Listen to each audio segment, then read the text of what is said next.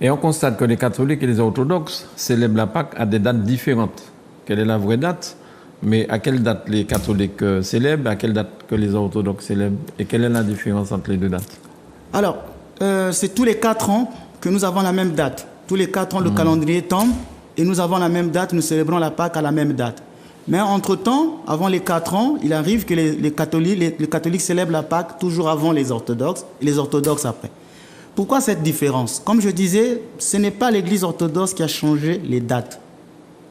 J'ai toujours, depuis que j'ai fait ce rappel historique, j'ai dit que le credo, ce n'est pas nous, c'est les autres qui ont rajouté.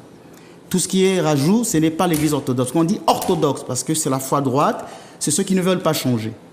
Au début, quand on était une même Église, au concile de Nicée, nous avons, avec l'empereur Constantin qui était là, nous avons décidé de célébrer la Pâque le 14 de Nissan. Et la Pâque des chrétiens devait être célébrée après la Pâque juive. Il ne fallait jamais célébrer la Pâque avant les Juifs, ou au même moment que les Juifs. Pourquoi? Parce que la Pâque juive est une image de la Pâque du Christ, et que la Pâque du Christ est l'accomplissement de la Pâque juive. Donc, c'est comme aujourd'hui, vous préparez une cérémonie, les ministres doivent arriver avant le chef d'État. Ce n'est pas au chef d'État qui arrive et qui attend ses ministres.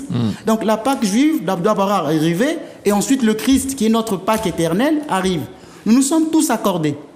Et voilà que dans l'Église catholique, au XIIe siècle, avec la réforme du calendrier grégorien, ils ont